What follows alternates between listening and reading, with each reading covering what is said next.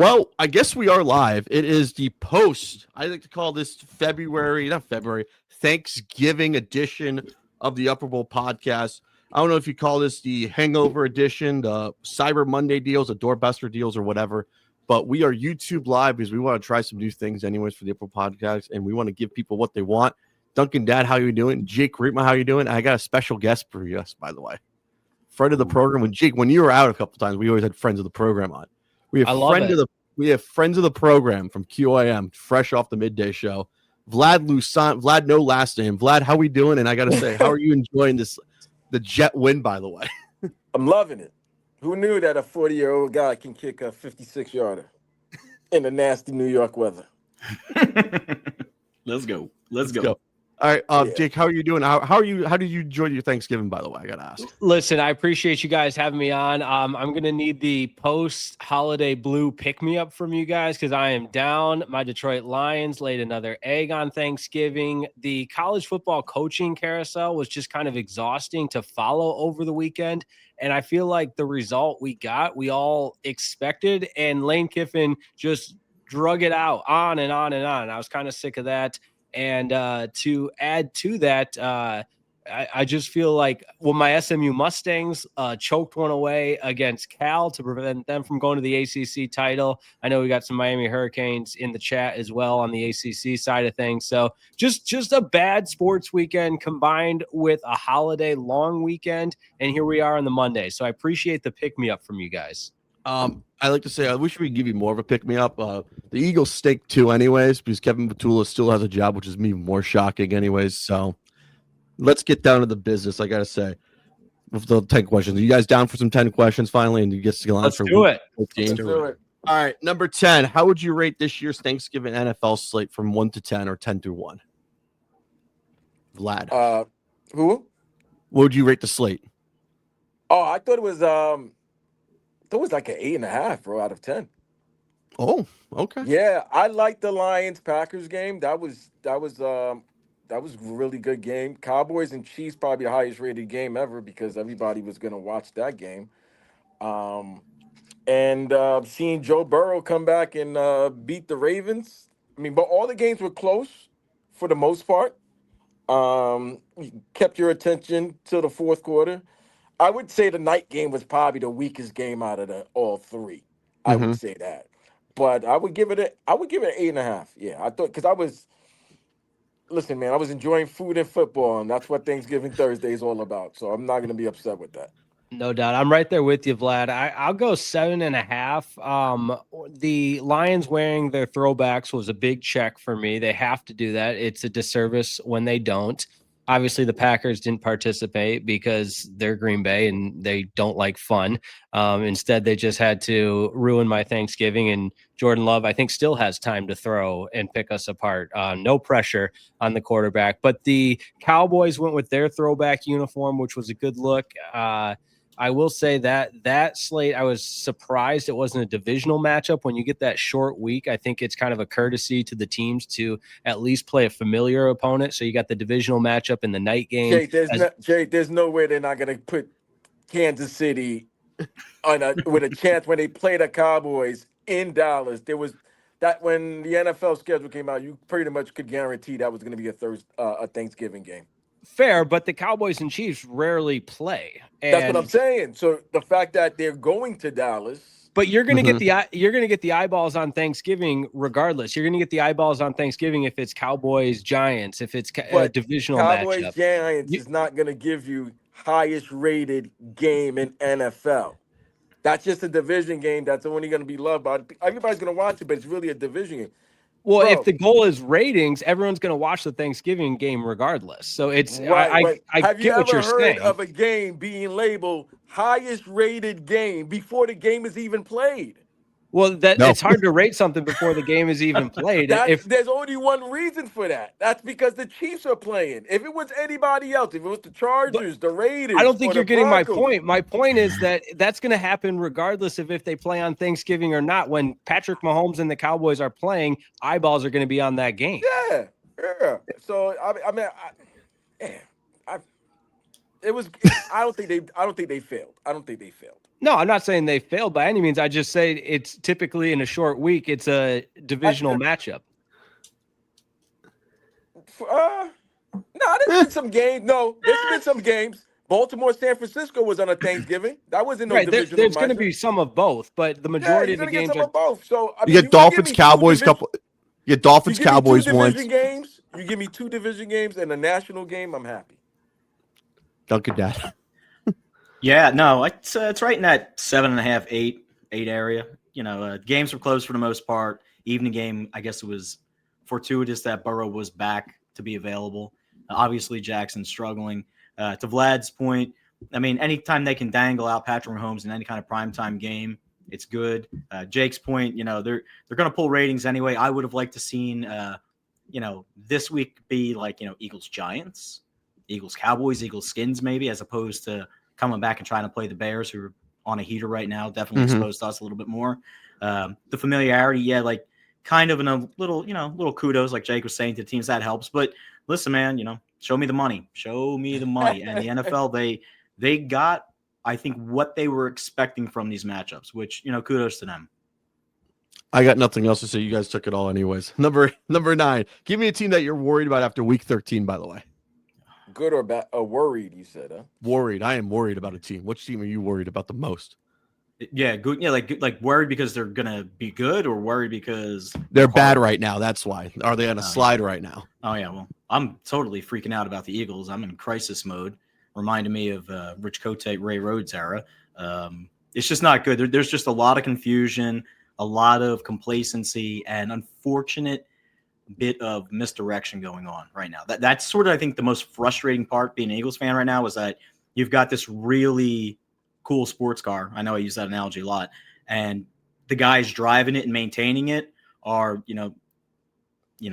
Tom, Dick, and Harry down the corner. You know what I'm saying? There's Stu Nods. Jake, what team are you worried about right now? Obviously my hometown bias take would be the Lions. They're just not as good as we had hoped, and the savior Frank Ragnow return to the field lasted 24 hours before he failed a physical. I don't know how you don't know you have a grade 3 hamstring strain. It's basically like falling off the bone. How does he not know that? From big picture NFL wise, let's go the Kansas City Chiefs, because with the Broncos winning again, the division at some point, it's too far gone to have any realistic opportunity at that mathematically, and they just keep digging that hole deeper and deeper and deeper. And I, like a lot of people, are saying, oh, it's the Chiefs, it's Patrick Mahomes, it's Andy Reid, but here we are in December, and now all of a sudden I think it's threat level midnight, to use an office poll there, that the Kansas City Chiefs are running out of weeks, and you might be looking at a playoff picture without Andy Reid, Patrick Mahomes, Travis Kelce, Taylor Swift, and for all of the ratings and everything that we love to talk about, that's going to be a little bit of hit if the Swifties aren't tuning in. That is very true. Vlad, what team are you worried about? I mean, you took KC. KC's that would have been my number one. I'll put the Pittsburgh Steelers. There you go. Good one. Steelers, the voicing of fire Mike Tomlin is something I would not have thought the Steelers fans or Steeler faithful would have done after nearly 19 seasons of just 500 or better. And I don't think you would hear the fans actually wanting Mike Tomlin gone, but it just seems like maybe it's time. I've been saying this for the couple seasons. After a while, it's not about wearing out your welcome. It's just time for a fresh start. Yeah. And Andy Reid effect in Philly. After a while, it's new voice. A new voice. And the biggest problem is they let Big Ben run the organization when it was time for them to move on from Big Ben towards the end of his career. And because they never did, that's why they're stuck in the position that they are right now. And then the fact that they got 2 first-round picks next year, it's probably the best time for them to do a change. So I would say the Steelers are kind of worried. But you know what's the effed up part, guys? If they beat Baltimore on Sunday, they're in the first place. That is true. I gotta say Steelers. I gotta say the Chiefs. That's the biggest DEFCON 5 we are hitting right now as an NFL season so far. It feels like when the Patriots lost Tom Brady in 2008, it was like DEFCON almost for the Patriots. Can I throw in another team? Go. Indy. Oh, yes. yeah. That's a huge one. That's a big one. That was a good. That was my other one. Indy's not in a good position right here because their schedule is tough the next 5 weeks. That's right. They're playing against teams that have 500 records or better. They got Mhm. 2 games against Jacksonville, who's leading the leading the division. You got Seattle. You got San Francisco. Seattle on the road too. Also, that's a huge Oh game. man, You can hear Denny that Green is- screaming, "They are who we thought they were." Can't do And then I think they finished against Tennessee, right? I think Yeah. They might finished finish- versus the Texans week Oh, they finished 17. against Houston. Oh, Yes. So yeah, and that might be for the division. That might That be may be division. Sunday Night Football. We could pencil that in already. right? Either that or I don't know if Carolina and Tampa play, but I know Baltimore and Pittsburgh might be another one that might be a Sunday night game. But yeah, I'm gonna put Indy there, and here's the other thing. As a former Jet guy, seeing Sauce Gardner with that calf injury was like, woo! Thank God we got those 2 first-round picks because we all know calf injuries lead to another type of injury if it's not rehabilitated very well. Correct. So Correct. keep that in Correct. mind. But right, Indy's definitely in they're in some trouble right now. All right, number 8. Are you buying or selling the Chicago Bears after a Black Friday win in Philly? First time they've won it in Philadelphia since 2011 Monday Night Football. You buying or selling the Chicago Bears? Jake, You want me to start and Yeah, bring you my start. NFC North bias takes? we like I your hate- NFC North bias. It's much needed around here. I anyways. hate the Bears. I hate the Bears fans, and it's still a fraudulent organization until proven otherwise. I get the win over the Eagles on national TV or on the Amazon Prime broadcast in a standalone. They're going to have a lot of eyeballs on that game, and people are going to believe what they're putting out there, and that's fine. But they still have to play the Packers twice. They got to play the Lions again. Let's not forget the Lions put a 50 burger on them, albeit at Ford Field early in the season. But the point remains, their remaining schedule has some important games to be circled that call me crazy, but I'm still not all in on Caleb Williams. I said, and you can go back on my CHGO Bears show that I pop on from time to time on the All City Network. And I said, look, obviously I love the hire of Ben Johnson, but I think it's going to take a couple of years and they're absolutely ahead of schedule, but that's why it's a 17 game schedule. And that's why it's a 17 game season. So let's pump the brakes a little bit and have this conversation after they've played the Packers 2 more times and the schedule plays itself out. So impressive win. Not going to take anything away from them, as much as it pains me to say that. It tastes like vinegar coming out of my mouth, talking positive things about the Chicago Bears, but we're not quite there yet. Duncan Dad. Oh God, yeah, they're real. I'm buying them. Everybody's gelled. They're on the same page. You got a big voice like CJGJ. Josh Sweat's running the ball out of his brains. Loveland looks phenomenal. I mean, just they're doing the right things at the right time. They came into Philly. They took care of business against a reeling Philadelphia team. Like Jake, there's a little bit of show me against the Packers, show me against the Lions again. But I think pretty much they get this game coming up this week. Then you're looking up at Chicago, and they can just hold serve. These are the last 5 games for Chicago. Packers Sunday, home for the Browns following week. Packers again on the road. Sunday Night Football in San Francisco, then home for the Lions. Huge game. That's probably the game you look at and say, okay, which one of these 2 teams is legit, right? Yeah. Vlad, are you buying the Chicago Bears? Yeah, that last 5 weeks will tell me more. I mean, as of right now, I'll buy them, but that Cleveland game sounds like a trap game to me. And not even with Shador, it's that defense. That defense can make that. Caleb can't run backwards against Myles Garrett and those guys. Like, you can't do none of that.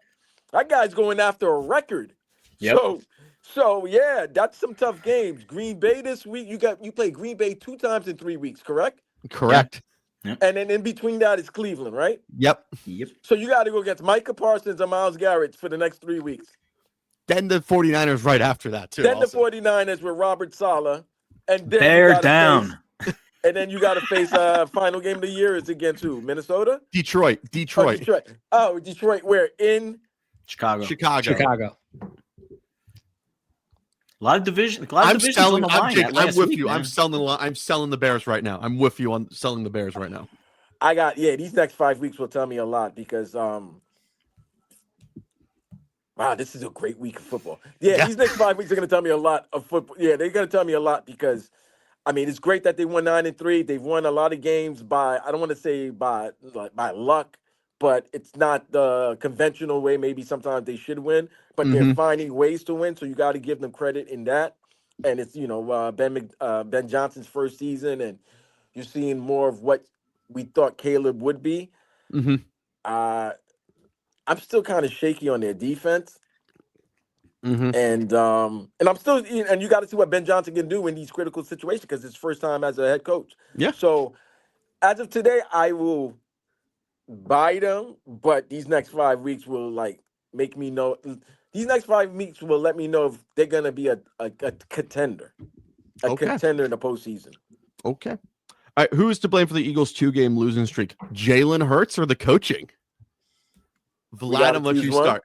Yeah, choose one. Jalen We Hurts or got the it. We coach? have to choose. We can't choose both. We could choose both, honestly, but I'm going after Jalen Hurts because he doesn't want to run anymore. I'm gonna go. You know what? I'm gonna go with Hurts only for the simple reason is this: you're the defending, reigning Super Bowl champions. You are the MVP reigning, too. defending Super Bowl MVP. You've got studs around you, like no other. I can't understand a team with all these weapons putting up these points like that. And to me, you just seem scared. You seem Mhm. scared that you don't want to be, you don't want to make a mistake. Like if you throw an interception, then the whole blame will be on you instead of you just being a check down Charlie and then saying that, hey, I took what the defense gave me. I got the ball to my playmakers. And, we got stopped.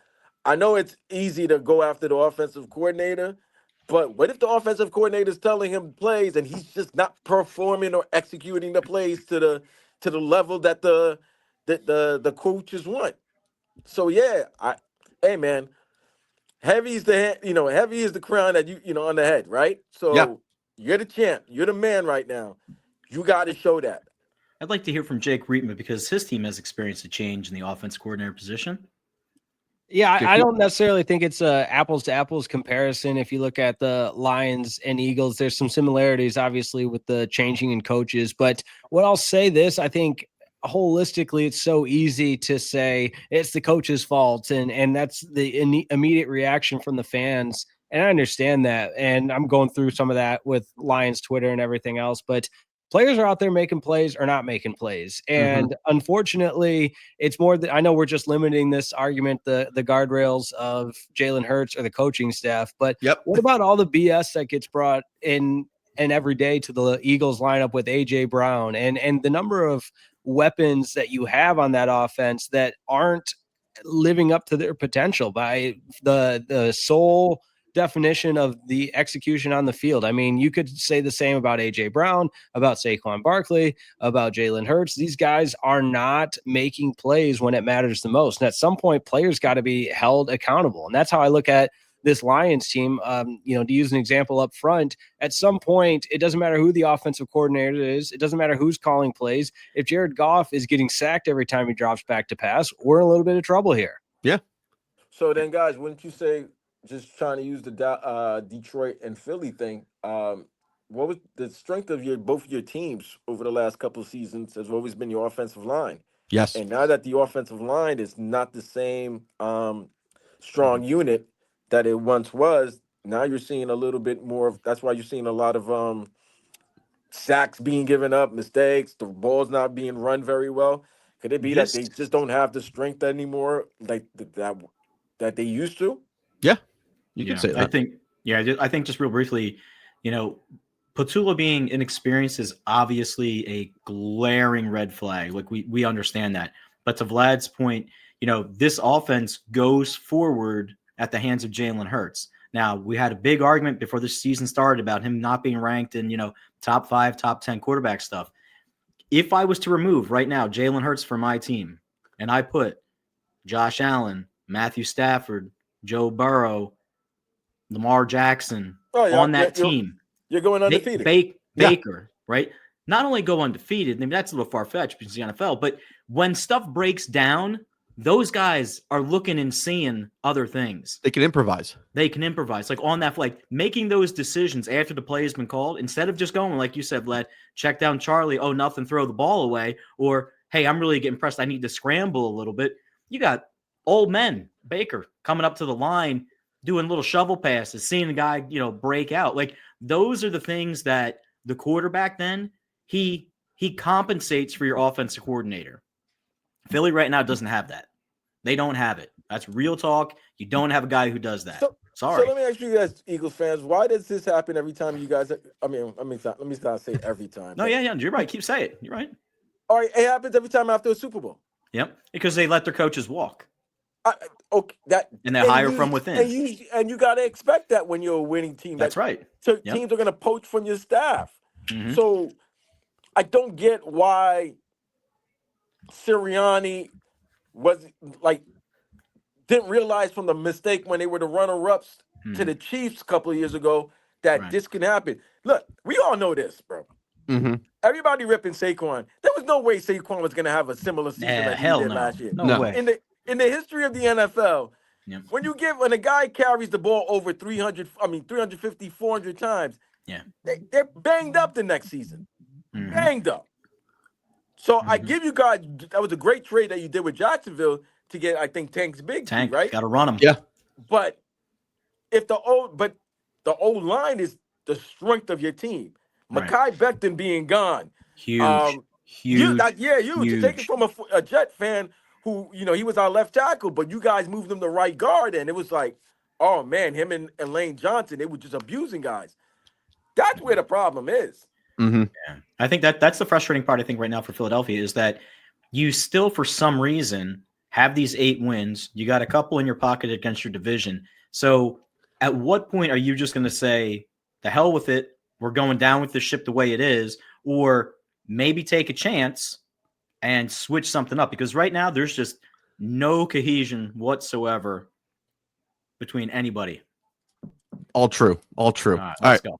Number 6. The Raiders are currently 2-10. Will they fire Pete Carroll after the season since they fired the OC and special teams? Follow up.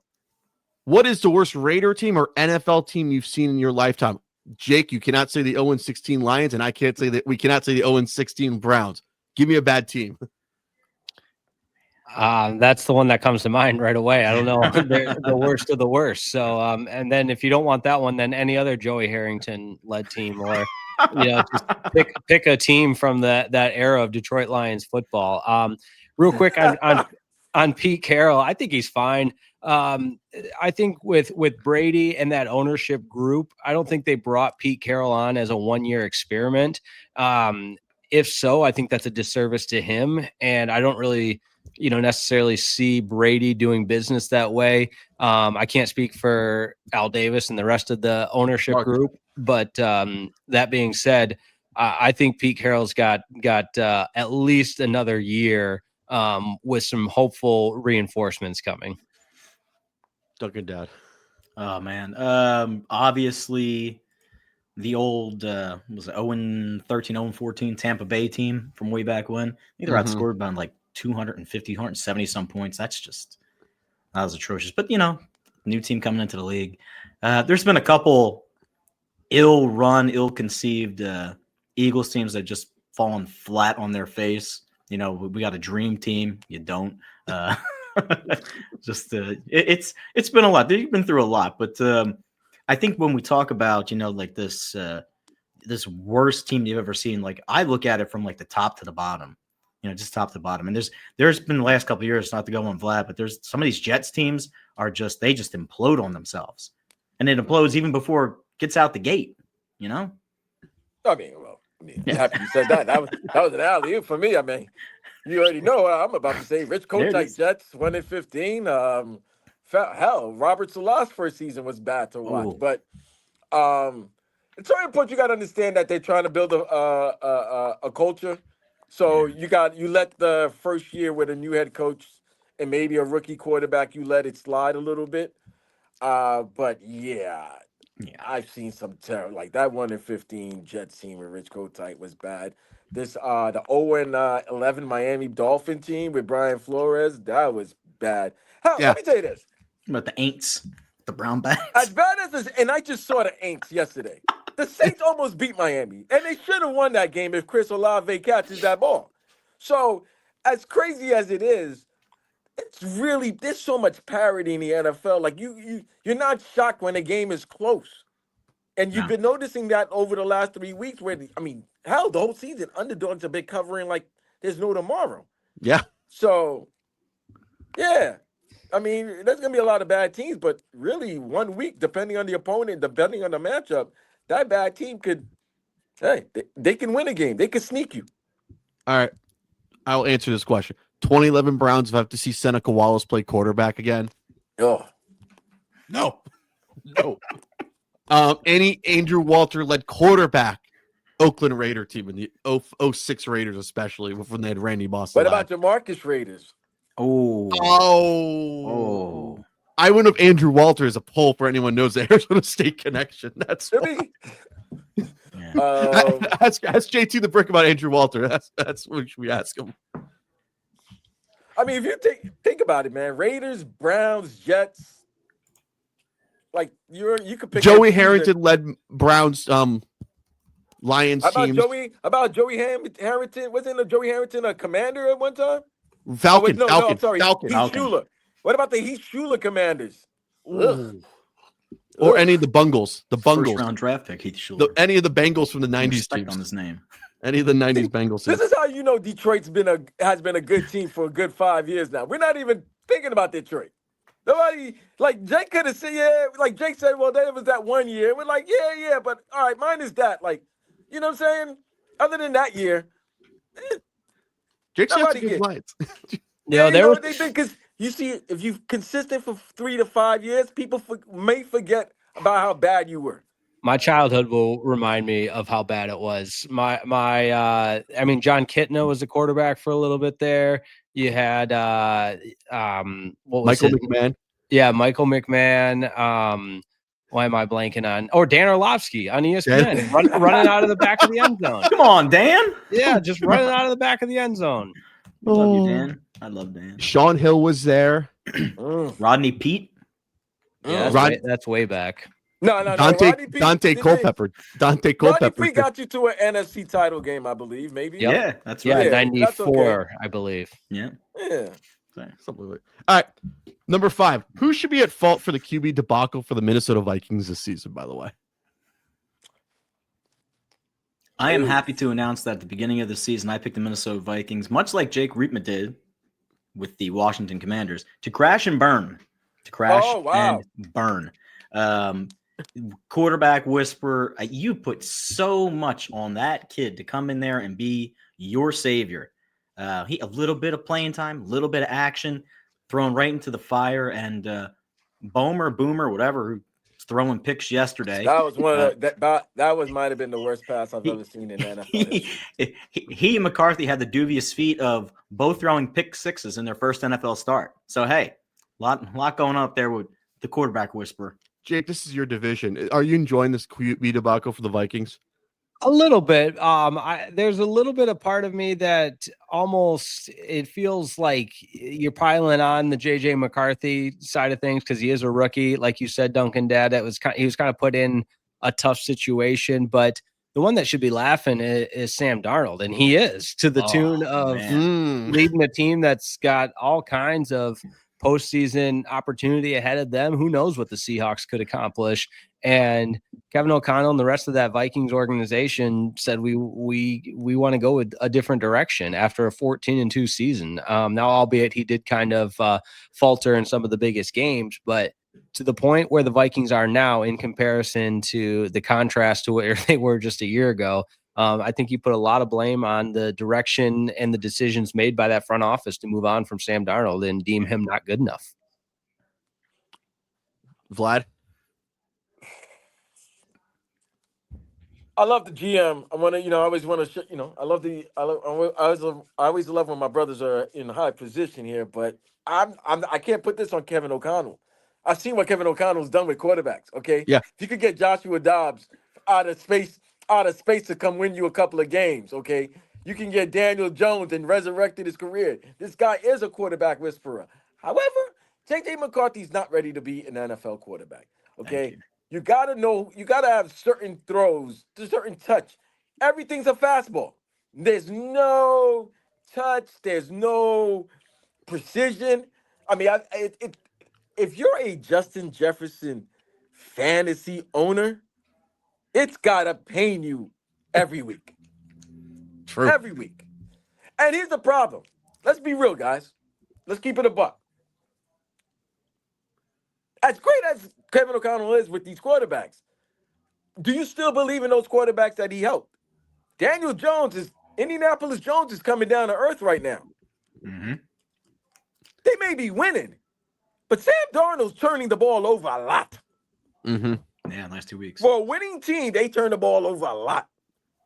Like, if you notice, you see him in the first half and his second half is totally worse than his first half.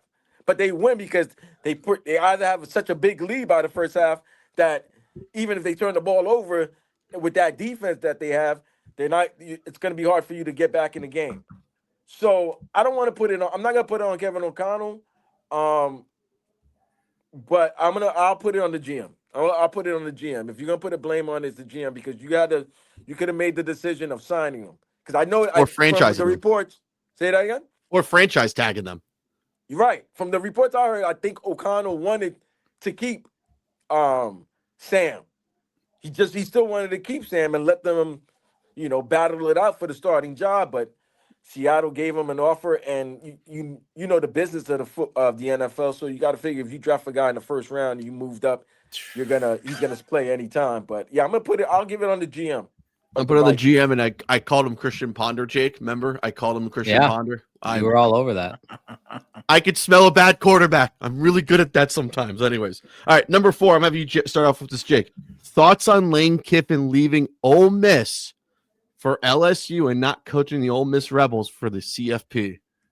I think it's an indictment on Lane, not for taking the job, but just the way he handled the process.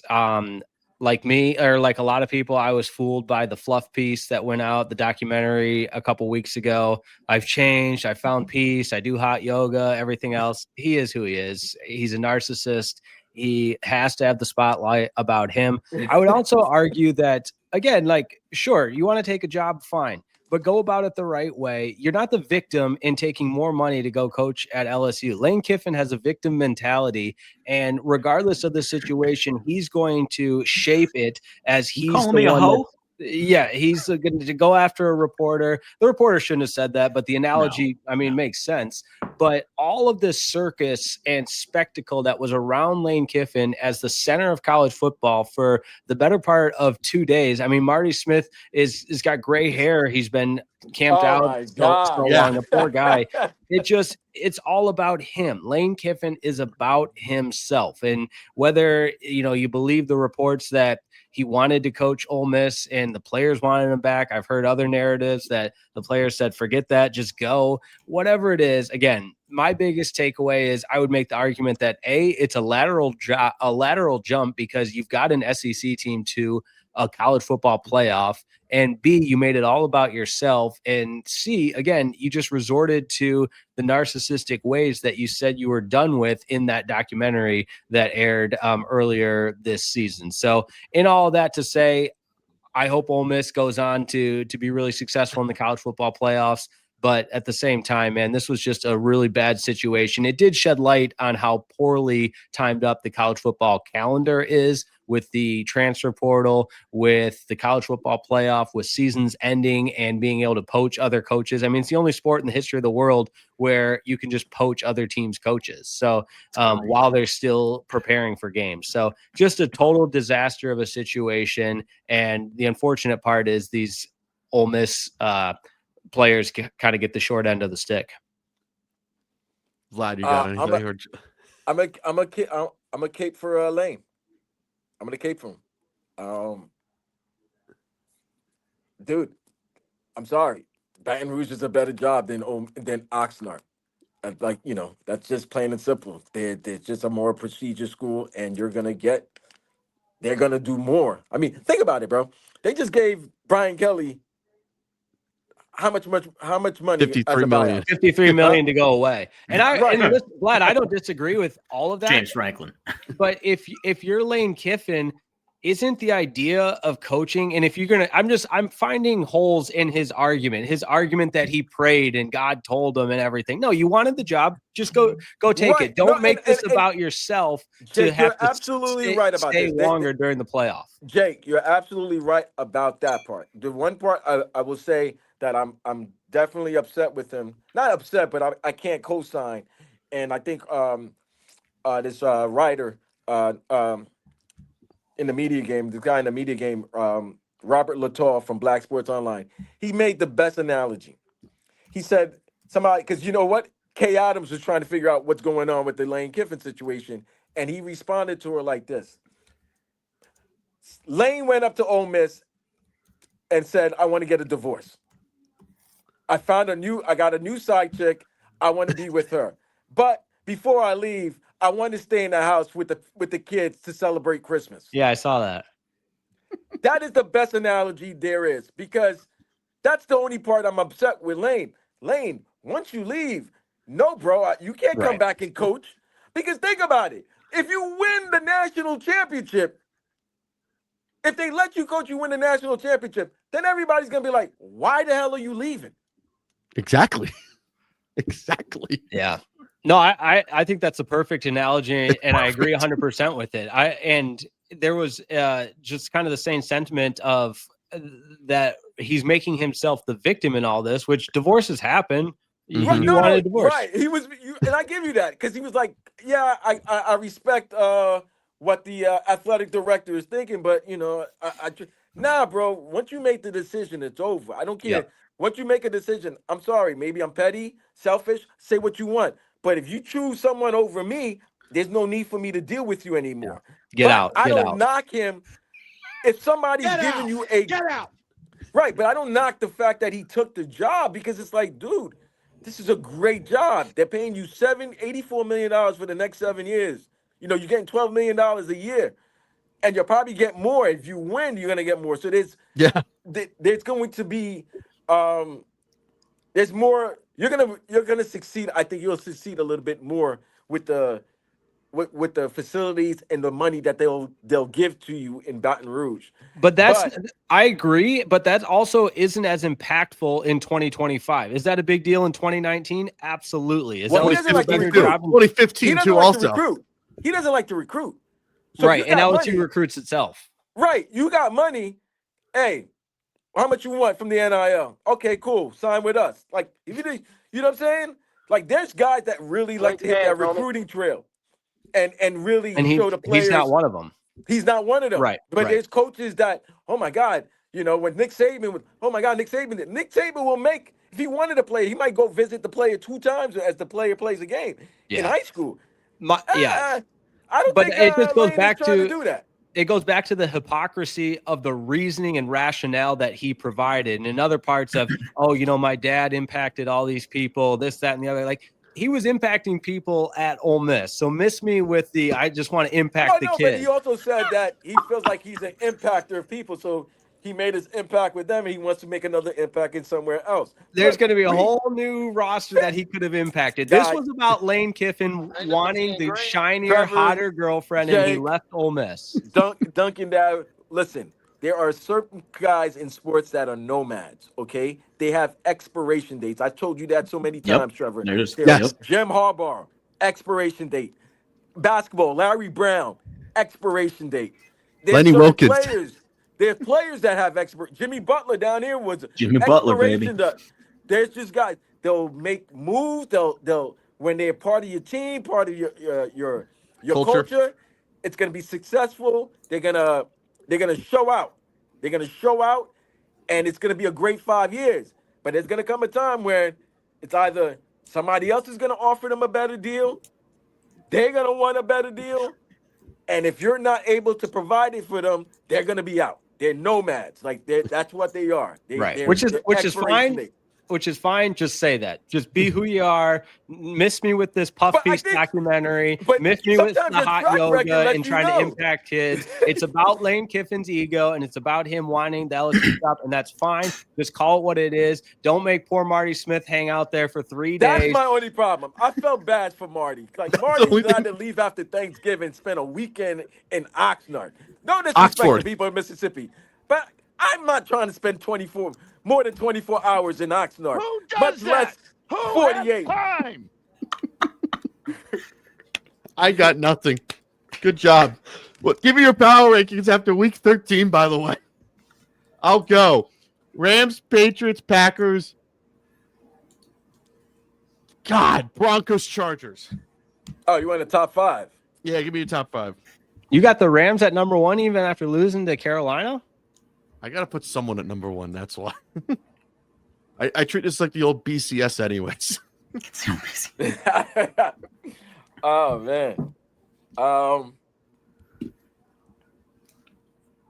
Jeez. All the good teams lost this past week, My top 5 got exploded. That's except why. for Denver, and Denver to me should have lost. Don't Wow, get that. Who you got? All Got right, you know someone what? go. I'm gonna give you my top 5. I'm gonna Go. put Green Bay at number 1. No. I know it sucks for a lot of you guys, especially Eagles fans and Lions fans, but heck, they beat your Lions, and they lost to your Eagles, but that was a game they could have won. Whatever. At least they've won recently. The last 2 games, they won a great game in Thursday, so I'm gonna give them 1. Number 2, I guess I gotta put the Broncos because they won. Mm-hmm. And they're on a 9-game winning streak, or so. So I'll put them at Ridiculous. number 2. I got a surprise at number 3. I got the Houston Texans. Whoa! Whoa! Oh! Nobody's right. been playing better football over the last month and a half than the Houston Texans. And to me, they got the one thing you can count on. They got a championship defense. That's true. Yeah, the defense is insane. But they got a big game. This upcoming week is so many great games. But I think people will take them for real if they beat the Chiefs on Sunday night and pretty much end the Chiefs' chances of trying to make the postseason this year. If they're able to beat the Chiefs, I think a lot of people will start taking Houston a little bit more seriously. But they've won. They won with Davis Mills as your quarterback. If you can win with Davis Mills as your quarterback, and then you got your franchise quarterback back, and you went into Indy and you shut down Jonathan Taylor, and you beat a good Indianapolis Colts team, I'm gonna move you up because you've been showing us things. They beat Buffalo. They've beaten teams. Number 4, I'm gonna put another AFC South team. I'm gonna put Jacksonville. Like we got to start acknowledging the fact that Sunshine is winning. You know what I'm saying? We've all been waiting for Trevor. We're all wondering what's up with Trevor Lawrence, but guess what? They've been winning, and they've been winning games against teams. They got the tiebreaker. They got the tiebreaker against Kansas City. They have the tiebreaker against the Chargers. Mm-hmm. So the teams that are behind them, they've had the tiebreaker off. And guess what? They're also the division leader. Yeah, can't go wrong with that. You can't go wrong with that. And I'm going to give you a surprise number 5. Okay. The Carolina Panthers. Oh! Oh, reaching. All right. If you told me they're going to be 7-6 after 13 weeks, Mm-hmm. I'll be like, man, what you smoking? I we tell you, the going- Bears are 9-3 after. Yeah, are we going most surprising stories? Guess what? There best was a lot of feeling people. stories? There was a lot of Yeah. people that thought the Bears would be a better team. I didn't think they were going to be a 9-3 team. Same way a lot of people were saying that the Patriots would be a better team. Nobody expected them to be a 10-2 team. But if you told me the Carolina Panthers with Bryce Young, and the reason why I'm giving that, since the second half of last season, Bryce Young's been playing like a franchise quarterback. Mm-hmm. So, Very true. I don't I'm disagree gonna- with you on any of that sentiment, but I don't think that catapults them into the top 5 teams in the league. You think that you want them? You got them favored against 25 other teams? I think they're right now, from what I've been seeing over the last 3 to 4 weeks, they've been playing like one of the top 5 teams in the league. That's what They I'm- just got listen, embarrassed on Monday Night Football less than a week Did ago. they get embarrassed or they just lost? Because to me, they shut down Brock Purdy to the point where Brock Purdy was saying, "No, I got to make up. I got to make that up." I would And- argue the opposite. They and- forced three and I'm gonna give you- first half turnovers and couldn't win. Right. Okay. And it was a short week, right? Not only a short week, they had to play a 1 o'clock game against the best team in the league, and Dude, they the beat the Panthers best are team in the not league. one of the top 5 teams in No, the no. I'm giving them top 5 this week. Not in. It's only for week 13. He wants This thing he can wants change top 5 next for week week. 13, not on the season. No, Jake, no, where are you Jake, going to give me go with yours. this thing? Because this is going. Well, Bill Parcells once famously said, "You are what your record is." So, how about 2 10-win teams? And the New England Patriots are about to be the first team to 11 wins. So, I got them in the top spot. Go ahead and give me the other 10-win team there, the Denver Broncos. Pains me to put the Green Bay Packers at number 3. I've got the Rams as the 4th best team. And the 5th, I mean, let's be honest, this is a toss-up, and it speaks to the parity in the league. But that number 5 spot, you could really make a case for a couple of different teams. But I'm still not going to sleep on Josh Allen and the Bills. With the Chiefs down this year, maybe not even getting to the playoffs. Look what they did to the Steelers just 1 week ago, or just yesterday. And we like to react and everything. And I know they have some bad losses, but in a league that has so much parity right now, I'm going to take a proven winner with the Bills and Josh Allen for how they've had. Proven winner. Not a roller coaster, but I actually like your top 5, Jake. I really do. I really do. I like how it flows, and it's just. Well, I used a little bit of common sense there. I was using the Exactly. team's record. I wasn't using the Carolina Panthers. I'm not. All right, I'm not here we going. go. We're going by the Top- season. I'm just How going did that by give me your after top week 5? 13. Top 5. The Rams are still, to me, the best team in the league. I think right now, if I lined them up against Denver, if I lined them up against the Patriots, they beat them both. That being said, I think Denver has a slight edge with their defense above New England. So I got LA, Denver, the Patriots. And then this is where it kind of gets crazy. Like, are the Packers really are who they are? Are the Bears are who they are? Record speaking what they kind of be.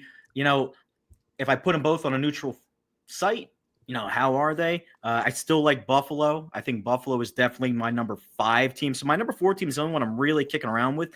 And, you know, like there's 4 teams, right? There's the 49ers, there's the Seahawks, there's the Bears, and there's the Packers. And I don't know which one of those teams is going to sort of emerge. We got a lot of head-to-head matchups coming up between these guys. Mm-hmm. And I think, you know, proof is in the pudding. But earlier on, we talked about this, right? Let me see how the Bears go over this run. Conversely, let's see how the Packers go over this run, right? They got to play the Bears twice. Same as for the Bears, right? The Bears got to play them. You got the other Seattle versus San Fran matchup. San Fran's got a big game coming up this week as well. So definitely for sure, that 4. I think that 4 spot. You know what's funny? There's a lot of teams that you're saying that, but nobody has confidence in them right now. Yeah, that's what I mean. Like right now, I don't have the confidence in them. That's why I'm not going by the season. I'm only going by like what I saw. Like what you from week see. 13. Yeah, from what I saw in week 13. You see, yep. Yeah, like if you're talking about the whole season, listen, Right. if I was gonna take, I did make a mistake. So if I gotta take Carolina out because I gotta show love to Seattle. I gotta show love to Seattle, and I didn't mention them. So that's part in itself. That's my bad. So yeah, but like you said though, like defense is all right. Their offense is scoring points, but you know, you shut down Jackson Smith. What else you got? Yeah, like I've seen things like I saw, Duncan, that I've seen like Sam throw the ball, like turning the ball over a lot in the second half of games. Yep. That worries me. Yep. You know, that worries me. The reason why I give Carolina credit, they were playing without 2 of their starters in the secondary. Sure. J.C. Horn has been having a Pro Bowl season. Yeah, for sure. And they have a great safety. And you're talking about Puka Nacua and Devontae and everything. The fact that you were able to turn the ball over without 2 of your studs in the secondary against Matthew Stafford, and I've seen how you've played all year. All year, especially over the last month or so. I wanted to give them some love, but it's kind of crazy, right? Because a year or so ago, we're talking about how Carolina is just trash, blah blah blah blah. But little by little, you know, they're starting to build that culture that everybody wants, right? They're starting to build that culture, and it's like, all right, and they're all starting to get on the same page. They're all starting to, you know, pull for the other person, and you get these wins over pretty dominant teams, and you're like, all right, we have something here, something's cooking. You know, you get running back. Double-headed monster now. Like, all right, let's hold on to it. Let's not get greedy. Right, got stud outside. Like, you could be building something here, you know? Right. So that's why. That's the only reason why. But if I would have to take him out, I have to take him out of my 5 because I got to show love to Seattle because that defense has been playing very well. So, but I would, if there was anything, I would put Seattle over there, record-wise, and obviously how they played all year, and the fact that you can have a bad game and still shut out a team 26-0. But Yeah. I think everybody's I like everybody's 5, man. All right. Number 2, Lions Cowboys is Thursday Night Football. What was a bigger screw job moment between these two teams? Refs picking up the PI on Brandon Pettigrew in 2014 wildcard weekend game, or the legal touching penalty on the 2-point conversion in 2023? Oh man, I'll tell you, I got one. Go. The referee's not allowing that touchdown in what was that, a Saturday night game? Was it a That was a Saturday Saturday night, Monday Night Football broadcast for. Yeah, dude, not allowing the offensive lineman to catch that touchdown. That was the biggest screw job ever between the Lions and Cowboys. Yeah. Duncan, Dad, who do you got? Yeah, no, agree. I mean, it just he declared, came out, fine. They look at each other, just stop that. Stop. Give me Brandon That's why Pettigrew. people are like conspiracy, and people are like, no, and you're like, yeah. Give me Brandon Pettigrew all day. I was so pissed about that game, even though may have had money on the Lions that day. Anyways, that was just me. Anyways, all right. Number 1. What's the best game of the weekend you'll have your eyes on for number 1 for week 13, week 14? Correction. Week 14, man. Dude, there's a lot of good games. You started out. You're already saying it out the gate. Like you could say Dallas versus Detroit. Yeah. You could say Eagles versus Chargers. Yeah. That's true. You could say Steelers, Ravens. That's one of the best rivalries in the NFL, just in all sports. I'm gonna say Packers, Bears. Okay. I'm gonna say Packers, Bears. Yeah, aside from the Thursday game, the Packers and the Bears, I think just because this is one of those we're gonna find out who you are games. Yeah. Like I'm gonna find out who you are. Right. And they could have a win. Packers could go down there and beat the Bears, but could look like trash on both sides. And I'd be like, all right, both of them are kind of trash. They've got a good record, but not so well. Detroit could turn around and blow the doors off of Dallas. Yep. And Dallas smacked right back into reality. So that's what I'm looking at those two teams the most. Those are two games. Jake, what's the best game of week 14, by the way? I know you guys have already mentioned it, but I would be remiss if the two teams I covered meeting on a Thursday primetime game, if I didn't just dive into the matchup. It's fascinating for a number of different reasons. You've got two teams going in completely different directions. You've got a Cowboys offense that, and I apologize if this has already been said, but what people don't want to admit, when Dak plays at that elite level, he's damn good. And it's whether you want to, like, I know it's the Cowboys and everything else. And I've been here for 2 years, so I've started to become accustomed to the noise and the soap opera and everything else that it is. And on the other side, obviously my team, the Detroit Lions, on the heels of the 2 best seasons in franchise history, all of a sudden the wheels are falling off, and you've got legitimate panic for obvious reasons. And it's all going to culminate, and it's not a win or go home or anything, but as far as a regular season game goes in early December, for statements to be made one way or the other from two different teams going in two different directions, this has it all. That is the right answer, anyways. Detroit wins that game. I don't Eagles know about that though, Trevor. lay an egg. Indy's a good San game, Diego too. or LA. I'm gonna say this whole thing blows up for the Eagles. Bill, I'm intrigued by Joe Burrow versus Josh Allen. That's just me, anyways. That's me, Bills, Bengals, anyways. I really have intrigued what's the Packers Bears game mostly. That's me. I'm really intrigued, but yeah, Packers Bears. I'm intrigued. I'm intrigued with Jacksonville Indy though. Yeah, I hear it. Because show me who you are. Show me who you are. If Jacksonville wins this, they got 10. They'll be 10 wins already. They'll be 9, I believe. Oh, 9 wins? Yeah. 9-4 they'll be? And then that would be 3 in a row that Indy's lost? Yep. Whew. Trouble. Yep. Trouble. And that's the question now. You made those trades, you made those moves, and then one of those guys got a strained calf. He's gonna miss, several weeks, and you still have a decision to make on Daniel Jones. So they got at the Jags, at the Seahawks, 49ers at home, Jags at home, and then finish at the Texans. That is a horrible record if I'm the the season. Yeah, that is horrible if I'm the Colts. Jake, let me ask you this question. Do you think this loser is out of the playoffs between this Detroit-Dallas game? Loser leaves town match. Yeah, That pretty much is a loser leaves town match. the only thing I love the question, Vlad, and the only thing that's going to help me rationalize it in my dumb brain is the calendar. Like, okay, there's too much football left to say the loser is going home for the Lions, because you'd be at 7-6 for the Cowboys. That calendar or that window of time is much more vulnerable because of the hole that they dug themselves with some of those bad early losses, where the Lions, I think, could keep taking on water. They've still got the Christmas game against Minnesota. I'm not in the business of scheduling wins, but that would be certainly one you look at the calendar and feel pretty good about that. And I still, even though there's been enough games that haven't gone the Lions' way, at home with a healthy offensive line, you're going to get St. Brown back, hopefully. And I still feel like the Lions would be able to take on water for a little, not much more time, but a little bit more time. Those were the 10 questions.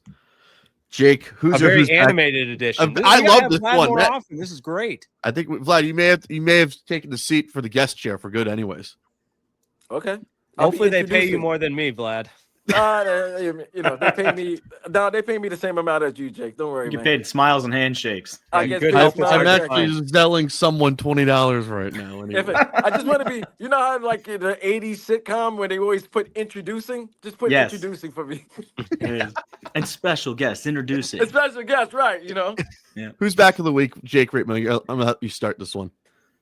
Ooh, giant turkey legs, because that only is applicable one game or 1 week out of the year. And it's the best post-game interview. And I don't know how she does it. Melissa Stark every time. It was Aaron Andrews. Like, you're organizing an interview while people are eating and just suffocating these giant turkey legs. And I don't know who the dude was for the Bengals, but he almost was, it felt like he was choking. Jake, guys, did you see? This might have been the first time I seen those players really eat the food. Yeah. Yes. Like, it wasn't no BS where they Bites out of that. were eating the food to the point. Some of the reporters, the Melissa was like, "This is the only time you can eat," or Aaron was like, "This is the only time where we allow people to eat with their mouths full and talk," because the food must have been that good or they were that hungry. Every game, whether it was Detroit, Green Bay, Micah was eating them thing like, "Oh, this is better than last year." Okay. Detroit, Dallas against KC. You saw them boys. Dak was eating, walking around to the locker room with the turkey leg. Jerry Jones, too, in his presser, too. And then in Cincinnati, them boys were really hungry. You know how hungry it is to eat a cold crab leg? Yeah, wasn't it? She's shocked that they ate the crab leg. She was like, And it was cold. It wasn't even steamed. It wasn't even steamed. It was like No. it was like somebody ate the Going crab in. leg. It was like, "Oh, I wasn't supposed to." No, man, it's cold. You gotta warm that up. Need some They drawn were butter. and it wasn't no like she's making the plates. He's eating. You can hear the chewing. Like it was. I'm happy for them. I'm happy that they were able to eat. But it's making me question, what do they eat on Thanksgiving games in the locker room? Right? Got some Uncrustables. Like, yeah, some Uncrustables PBJ. Like, what are we talking about? That's it. I know what What they're do you got? using. That is crazy. Oh, what was the last time Cincinnati ate before that primetime game? Was it at noon? Because this Not enough wild fork meat, anyways. Not wild. man. Shout I out to was our happy, sponsor, but I Wild was Fork like, Meat. man, like, hey guys, like, and they took the food with them too. Yeah. That was Oh, the yeah. They other weren't thing. leaving it. They weren't leaving it. They took the food with them and shared it with the other guys. See how massive? Like that should just show people how massive those guys are. Like he Yes. single-handed, he just manhandled that entire turkey like it was a softball. Definitely, for sure. And he's like, take a bite, take a bite, take a bite, take a bite. Oh, good. Who's back of the week, by the way? My who's back week turnovers, Apple turnovers in the game. That's They good. were everywhere, man. Holy cow! Vlad, who's back of the week? Wow, that's a good question. Is it not You know the what? Field goal kickers. Field goal kickers in the 50. How can they make 50-yarders like there's no problem, but you ask them to make a 30-yarder or a 35-yarder, and it's It's all about my special balls. we Kicking I don't ball, get man. it. It makes no sense. You can kick further with Yeah. such accuracy, Yeah. but when it's close, things are going to the left, things are going to the right. So field goal kicks, man. Me working on the holidays. Let's That's go. who's back of the week. That's who's back of the week. Need I Pour say one out for more? Trevor. It's not a 9 to 5. You have to do it. Aaron Andrews said it best, anyways. And Albert Burr said it best. No further questions, Mean Gene. Am I right? Anyone else agree or disagree? Jake, They make a little bit more than we do doing. Yeah, working on the I had to do holidays. Miami Hurricanes basketball on Thanksgiving Day, anyway. Yeah, So. that's brutal. They need to bring back time and a half when you work on a holiday. That's what they need to do. Say no That's more. what they need to do. If they did All time right. and a half, nobody be upset working the holiday. Exactly. All right. Guess the lines. Week 14, last of the bye weeks. Giants, Panthers, Patriots, 49ers. Thursday night football will start in the Motor City. Jake Reetmo's meeting Locked On Lines post game. So definitely rate, review, subscribe to all of his work. Yeah, there we go. Locked on. Locked On. Please give that man some money anyway. So we don't pay him enough here. All right. That's very Cowboys, true. Cowboys, Lions. I sent you a Zell, by the way. Cowboys, Lions. I'm gonna say Lions are 3-point favorites here. Yeah, I feel like this is the definition of a pick'em game. Give the Lions 3 points for being at home. I'll say Lions minus 2.5. I'm gonna say something. I think they want money on the Cowboys. I'm gonna say Lions 3.5. I will go Lions with 4. 3 is the number for the Detroit Lions, by the way. All right, yikes! These games below. There's no more international games. Thank God. Washington versus the Vikings, 1 p.m. Good God Almighty! That game. Washington at Minnesota. Yes, They showed us a McCarthy's little starting. something last McCarthy's night, playing. though. McCarthy's playing. But is Jaden Daniels gonna play? that's the main question. I haven't seen no injury report yet. As we're live on YouTube, I'm gonna tell you right Oh. now. I'm gonna say pick him. Fuck it. don't Give get me that, Washington. Give me Washington 2. Jake. I think the books will be overreactionary to the recency of Washington playing pretty well against a good Broncos team. Give me Washington 4.5. Oh Wow, on the man. road. Wow, That's big. I said Washington by 1 point. That's what I said. And the bookies say on the DraftKings book 1.5 for the Washington team. Not bad. It's pretty much a pick 'em. Yep. Pretty much, yeah. Titans Browns, by the way. Oh, another one. Yes, You know, I this is said the Browns by battle 3. Of, Cam Ward versus Shador. yes. I said Browns by 3. No, it's in Tennessee. It's in Cleveland. Oh, it's in Cleveland. Ooh. Yeah, Browns by 3. I like my Browns 4.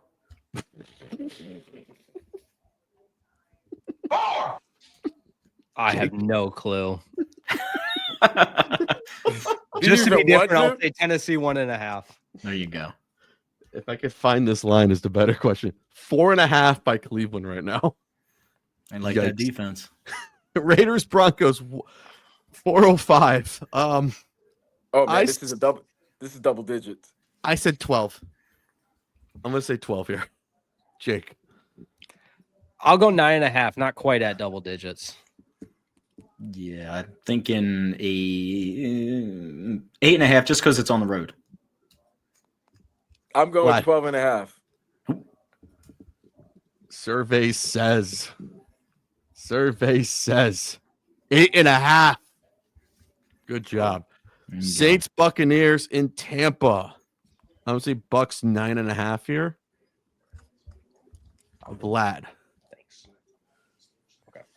Give me Bucks by 6.5. Must-win game. Bucks by 8.5. Jake, what you got? I'll say Bucks 4.5. Oh, Ooh, that's a good one, actually. Tampa is 8.5. oh, there you go, Vlad. Nailed. There you go. 42.5 is your over-under. Mug games of the week. Falcons, Seahawks in Atlanta. I'm going to say Seattle by 8.5. Yeah, Seattle by 9. You know what? I'm gonna say Seattle by 5.5. Oh, Oh, Jake, what you got? Oh, I think Seattle. I don't know. I'm a big believer in Seattle. I know I didn't have my power rankings. Yeah, I put them at number 6. So that's what we're talking, right? Seattle. I'm not CT. Seattle, yeah. Atlanta, yeah. Yeah. I'll go 8.5 Seattle. there you go. 7.5 for Seattle Oh. in the ATL. 43.5 is your over-under right now. Wow. Locally, I'm not going to ask for a local blackout because Vlad's here for Dolphins and Jets, even though my cable provider asked me for it. Dolphins, Jets in the Meadowlands. Can I say Dolphins by 3.5? You Dunkin' can Dad. say that, but it might not be. That Yeah. might not be the point. I think the Jets might be favored in this bullshit. I ain't gonna hold you. They might be. Jets might be a 2.5 point favorite. How about that? Jets are a 1.5 or a 2.5 point favorite. I'll go Dolphins 2 on the road. Jake. Dolphins. Has anyone said a half point yet? Pick them. No. Hey, it is. You said you got 2.5 right, Vlad. But 2.5 for the Dolphins? Dolphins. Yes. Oh, really? Yes. Yeah, you Okay. guys, you were talking earlier about what team to be concerned about. If I'm a Dolphins fan, I'm concerned that they're going to win some games and push themselves out of like a top 5, top 7 like draft. Don't pick, worry, man. Duncan Dad. Don't worry. They got 2 Mhm. games. They're gonna lose. They're gonna lose. They're gonna lose to the Jets. Or they're gonna lose in Pittsburgh. That team can't play in the cold. No. Is there going to be snow? Is a better question. So check. your Hey, weather let's report. go snow. Colts and Jags. No. What about the wind? Mm. There Colts we and go. Jaguars. Give me the Colts Jags by. Wait. 3. Colts at Jaguars, huh? Yes. Ooh. You gotta have the Jags at home, right? They gotta be. Yes. getting This is something. Jags at home. Yes. All right, Yeah, it's Jags gotta are be given. 3. Jags are given 3. Yeah, you automatically give 3 at home, Yeah. and I think both teams are a coin flip. So I think I agree with you. 3. Jake. This could be one of those things I regret saying out loud, and you guys should hold it against me. But I hope the number of things I've gotten correct previously gives me some grace, just in case I'm woefully wrong here. But I still believe in the Colts. So give me Fucking give send me it in. Indianapolis. I know the schedule's tough, but I'll take the Colts minus a 1.5. You know, I have Colts 4.5. Jake, I'm with you on that. With the Colts, anyways. Colts are a 1.5 point favorite in Jacksonville. Oh, look at that. Even though Wow, really? the Colts have not won in Jacksonville since 2014. By the way. So that's crazy. And I think Vegas are the smartest guys in the world, but wow, they think Indy on the road after losing 2 in a row is a better team than Jacksonville. Wow. it's a Okay. get right game. It's a get right Get right- game. get But right they haven't game. won. Here's the thing: A get right game against the division leader is funny. a get On the right road. game in a city they have not won since 2014. So it's been 10 years. Dude, Like did that they was- do an NFL in season like what was that thing where they were following the Colts when who was the quarterback? Oh, Carson Um, Wentz. Yeah, with Carson Wentz. Yeah. That was bad. That was bad. What was that was worse? I'm That going to was ask bad. this: the HBO in-season Hard Knocks for the Colts, Cardinals, or Dolphins? Dude, The I Colts love the one was Dolphins bad one. because the Colts. I'm gonna tell you why the Colts one was bad. Because they really thought they were gonna get to the playoff, and then you just watching it week by week. Like, no, you're not. No, you're not.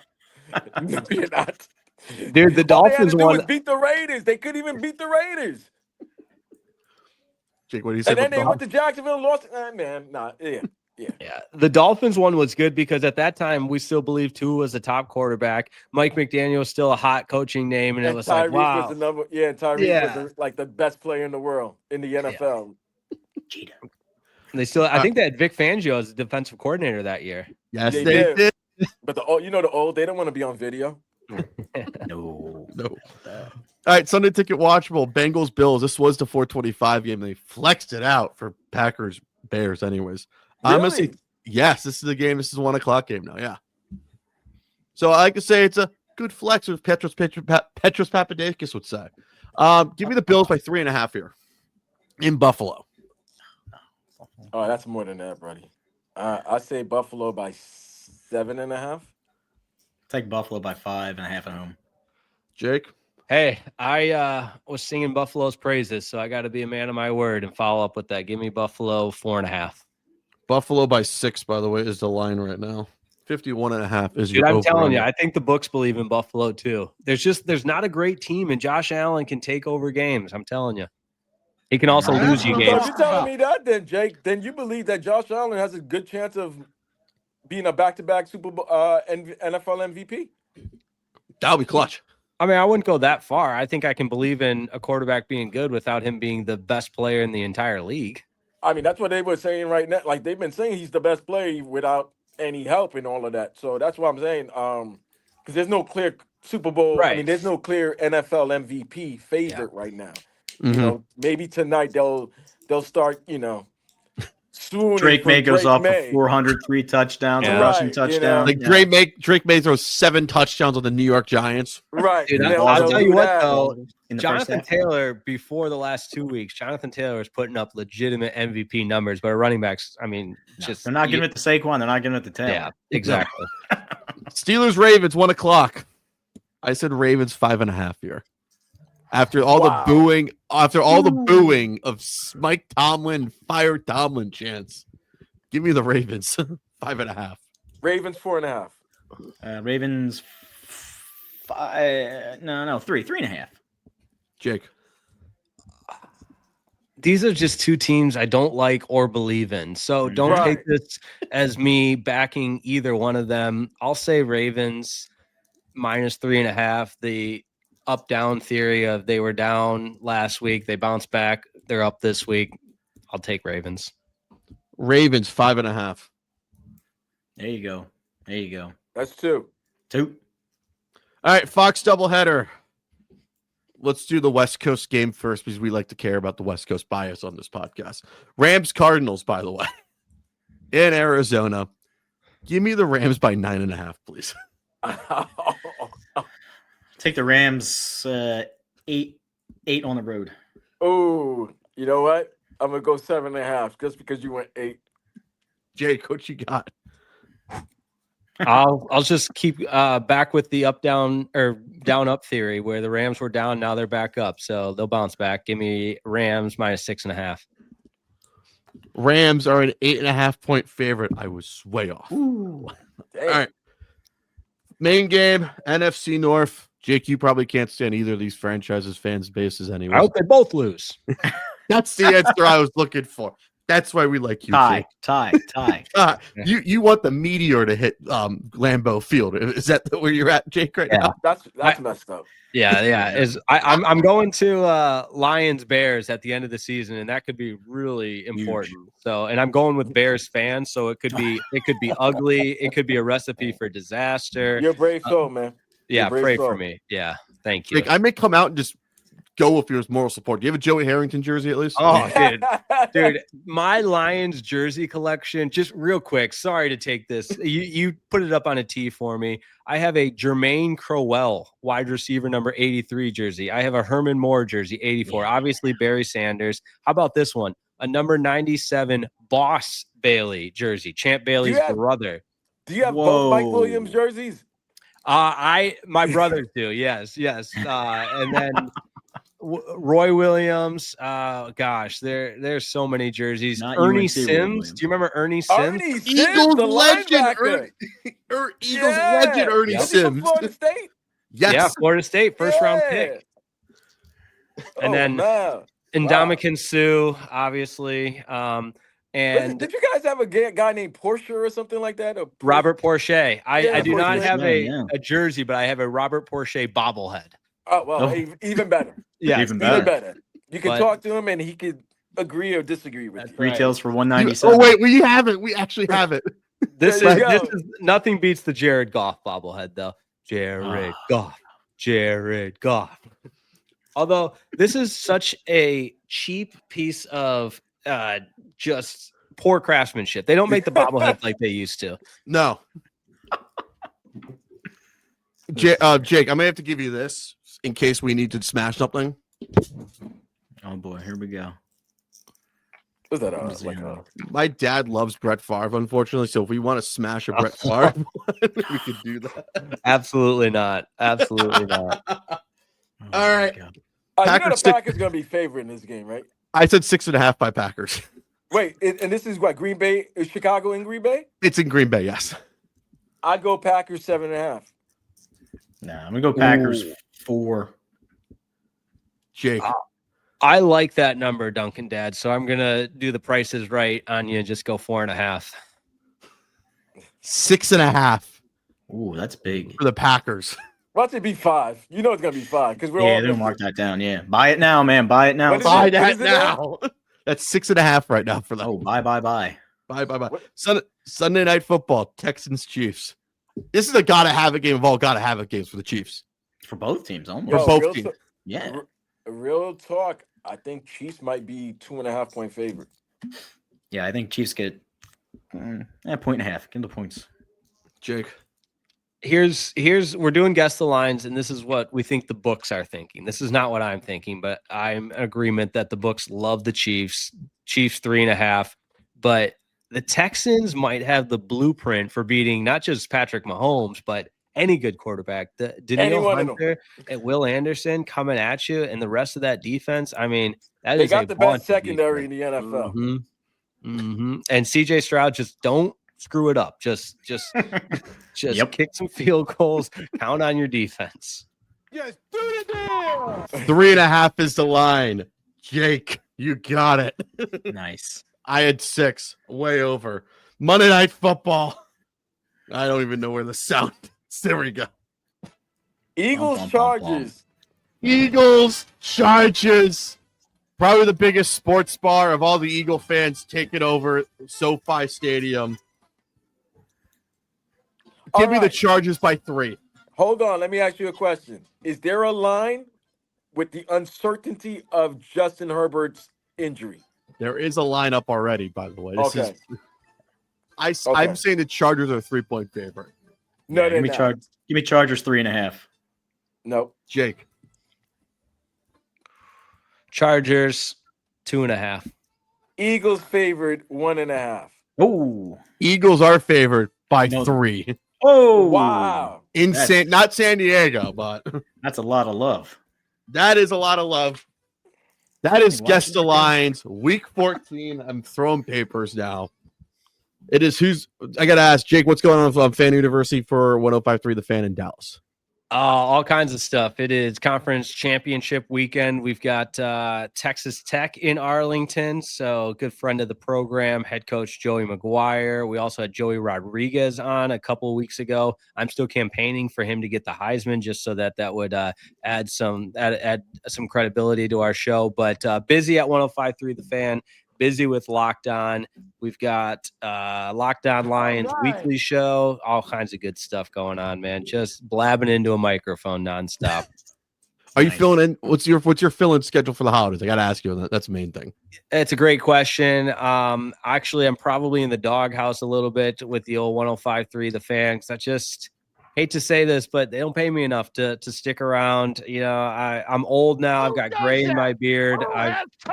I've done Christmas working 5 years in Detroit. I've done, not that I'm above it, but I don't get paid like Aaron Andrews does. So she can sacrifice to miss holidays. I did, and it didn't work out for me. Other than being on Guess the Lines, because it doesn't get any better than that. Yes. Vlad, what's going on in the QAM right now? You're doing midday show today. What's Yeah, Tobin saying right now? midday. Got you know the deal. We got all teams like all the local teams down here are going to be home for the holidays or in the month of December. Panthers are in the middle of a 7-game homestand, so I got their game tomorrow.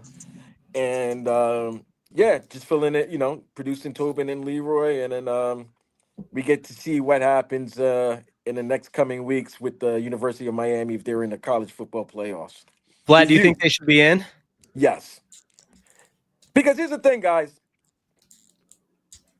They beat If Notre Dame. head-to-head doesn't matter, then what's the point of me scheduling you? I agree. So my question then, you put him in over Notre Dame for the You head-to-head. have to. But Yeah. here's the key, though. This is what I'm thinking that the college football committee, it's not really Miami versus, it was never really Miami versus Notre Dame. It's really Miami versus Alabama. Yes. They lost to Florida State week 1. That's the thing. They lost to Florida State, and then they beat a lot of good teams in the SEC. That loss to Oklahoma at home all of a sudden put them in the pool where now they're in that two loss pool. If you look at their records, they got better wins. Beating Georgia and Athens kind of always is the number one thing for me, because you snapped their winning streak, and Georgia's Georgia. So you went there and won. You won in Missouri. You beat Vanderbilt at home. So you have significant wins. But if it's Miami versus Notre Dame and you both finish with the same record, and one of your losses is to me, I'm over you. I gotta be in. If you're in, I'm in. That's As a matter of the- fact, if you're in and I'm in, and I got that win over you, I should move up to 10 or to 9, and you should be 10. right, because it's not the exact same conversation, but with Texas and Vanderbilt, you've got Texas sitting there with 3 losses, and they beat Vanderbilt with 2 losses, but you put the SEC banner and everyone thinks a 2-loss SEC team should be ahead, but obviously Texas in the SEC as well. And Sarkisian saying it would be a disservice to the sport not having Texas in. It's just No, it's hilarious. not a disservice because a couple of years ago, people were saying Alabama should have been ahead of you. Yeah. And you only got in because you beat Alabama in Alabama. Yeah, put a fork in that conversation. Head to head matters, right? Yeah. No matter what Absolutely. happens, it matters. I'm sure we'll get some good 6-7 jokes again from Hunter Yurachek. Oh, God, no. how about 8-9. that too? 8-9. The Went a full hour and 20 minutes without the 6-7 joke. college So football here's playoff another committee. question I have for you guys, real quick. Last on this because you got the Big 12 title game coming in. So both teams got 1 loss, right? Yes. Mhm. Tech and BYU. If BYU loses, they're out of the college football playoff picture, right? Fair question. And this was a huge debate on the morning show on 105.3 The Fan this morning, to the point of yelling and screaming, which is great. People getting animated. And I wholeheartedly disagree with that notion on the basis of SMU last year, the exact case study. You've got a team that went to a Power 4 title game, lost, and was not punished for it. Now, do I agree with that? That's a whole different discussion. But if you're asking me what I think would happen, Was it with their the second committee- loss? Was that SMU's second loss? Yeah, of that the was year? SMU's second loss. Yes. So It's the exact okay. it's the exact same situation. then- but with BYU, you're looking at a team that would be 24-3 over the last 3 years without a postseason appearance to show and for it. that's rough. Because the reason why I asked you that question, if Alabama loses to Georgia, that would be their 3rd loss as well. Mhm. Are you Right. going to punish them for not? Now, are they going to get punished? Because the argument is, like you said, Jake, teams don't get punished when they get to the conference championship game, especially if they play a close game. Right. I think SMU made it because they made that comeback towards the second half and I think it went to overtime. Correct? The game went to overtime. Last second field goal. Yeah. Oh, last Yes. second field goal. Mhm. So they played their way into like, okay, that's one of the teams that deserve to be in the college football playoff. Now, if Mhm. Alabama and Georgia have an unbelievable SEC title game and Bama loses, Georgia was able to get back that loss from Alabama. Does Alabama get out of the top 12? Who knows? Who honestly knows? Because there's no way I think a college football committee does not want Alabama, Notre Dame not in the Right. college football. That's No. another part of it. Yeah. They need the ratings. That's much more appealing than BYU 2-loss BYU or 2-loss Texas Tech team. Let's call it what Right. it is. Yeah. I don't love that part of it, but it is what it is. So I think just the only logical explanation and path forward is just expand it to 24, right? The 2015 will be upset. No one will be happy. No one will be happy. Yeah. So, Exactly. It's just All like right. March Madness. who's going to the NIT at least? That's what it really matters. So, Seriously. CBI. all of that. So, all right, guys, take care. Be well. We'll talk to you guys Wednesday or Thursday. All right, good whatever stuff, the guys. podcast is. See you Take care. guys. Have a good one, man. Bye.